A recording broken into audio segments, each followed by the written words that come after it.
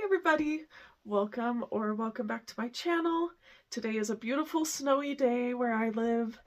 It has been storming and freezing for the past few days and I am ready for it to be spring. So I have been planning out some spring sewing, some patterns that I'm really excited for, and I'm going to be showing you my vintage patterns, my vintage fabrics that I will be making things with for the next couple months. I inherited vintage patterns from my grandma. She sewed for herself, her family, her kids, her grandkids, including myself, and I was really grateful to inherit a lot of these vintage patterns that she had. I went through all of the patterns that I have and picked out a few things that I would like to make for myself and for my 5-year-old daughter. And then I looked at all of my fabrics. Now, I also inherited a lot of fabric from my grandma, but I also watch out for estate sales, and I'm in a lot of Facebook groups, community group, where people sometimes will say, I have a bunch of fabric, I'm trying to get rid of it, and I am happy to go and look through and pick out this fabric. So that's one great way that I've been able to keep all of my sewing costs low, is by staying in the community, just watching out for different estate sales, taking the opportunities when they come to be able to take some fabric for free or for very, very cheap. I have some cottons, and then I have some jersey knit, ribbed type things. Very first, I have this pattern. It's a Butterick pattern from 1995, and I will be using this one.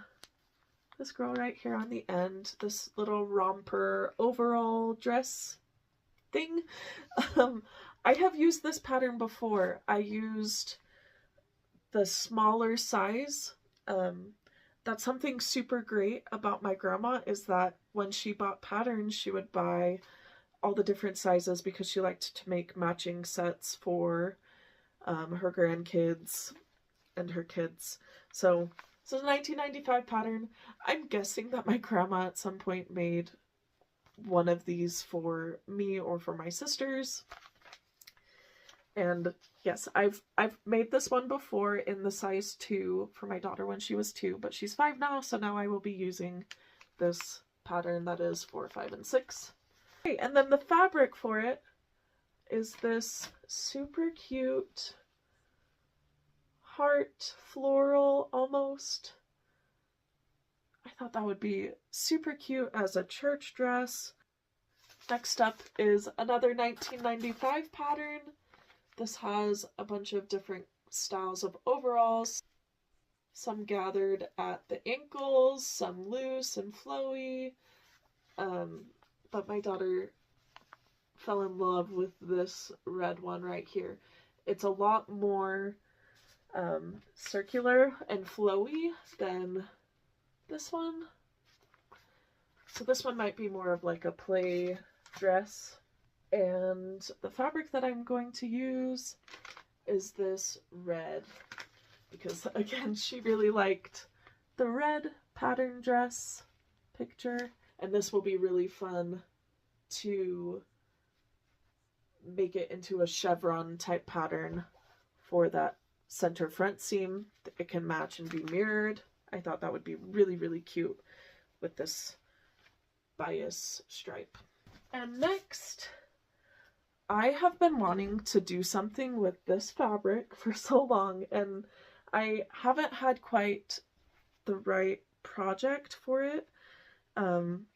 It's so pretty. It has different fruits. It's just very cottagey. Chickens, cats, cows, there are bunnies. I do have this apron pattern, and the one that I would probably use is this one. It's the crossback that you can see here, And I cannot find on this pattern how old it is, but you can look at the pictures and maybe make an educated guess for like late 70s potentially. Let me look at the pattern pieces and see if it says on the instructions or something. Yes, this pattern has been well loved. All of the pieces are out, cut, and used. Oh, maybe it's here. Nope. It's pattern number 880 for Kwik Sew, so I wonder if I can look it up online really quick. If I find it, I'll put it up on the screen. And then we are on to full-on overalls from 1973. So this is the plan, these long overalls, and I will be using this fabric that looks like denim, but it's very flowy. It's much thinner than denim. It's cotton. It's a heavy cotton, but not a denim.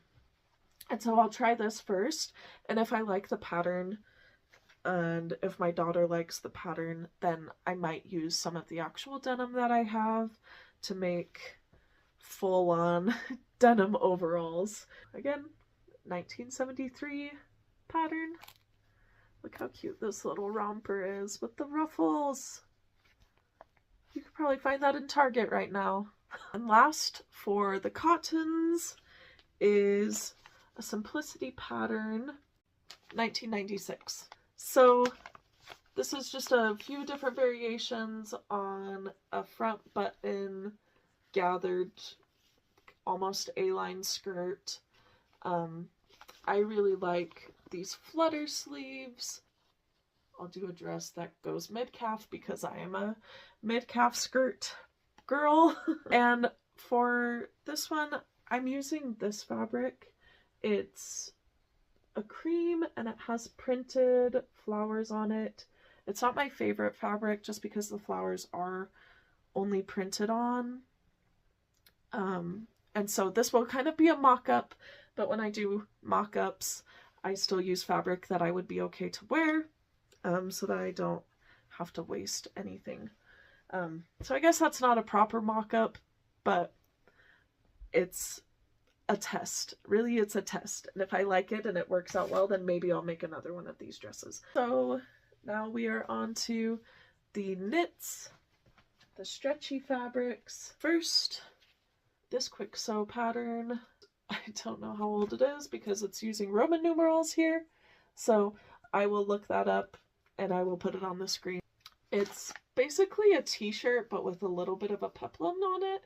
And I grabbed this rose pink floral fabric. I also grabbed some ribbing that coordinates with it. I didn't know if I needed the ribbing. Now that I'm checking this pattern a little closer, it will need ribbing, so that's perfect. It will be really cute to have a little contrast on the neckline. And then we have had this fabric for a long time. It is very 90s reminiscent, to me at least. And my daughter really, really wanted something made with this fabric. I found this pattern that has this little shirt and very flowy shorts that could be pajamas. This pattern is from 1993. My last project that I have planned to use up some of these vintage fabrics and using vintage patterns is this one.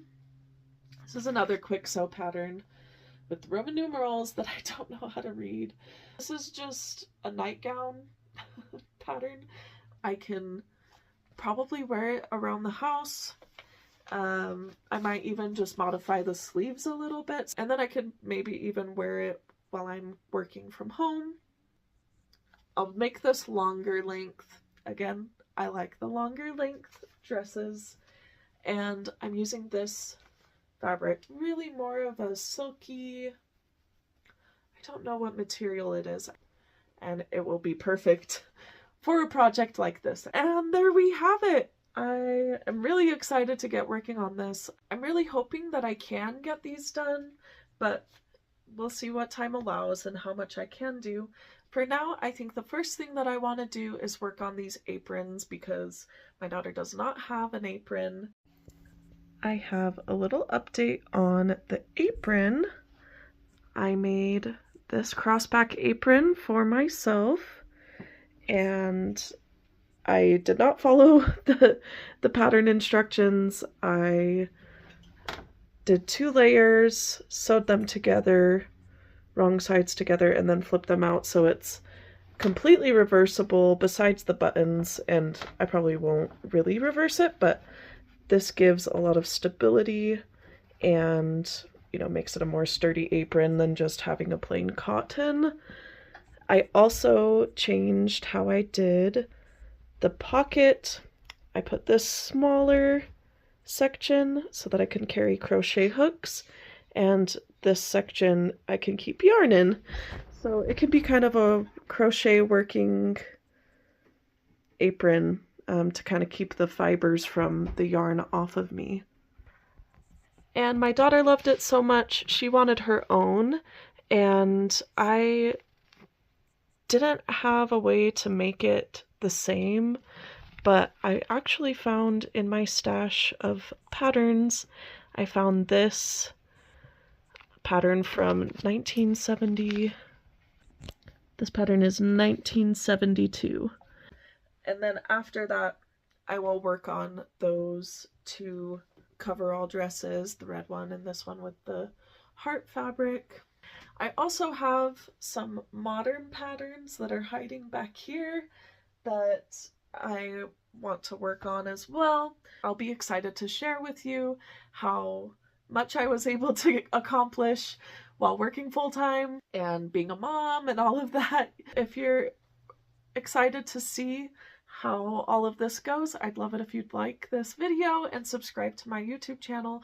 I make content about sewing, different needlework. I like to do embroidery.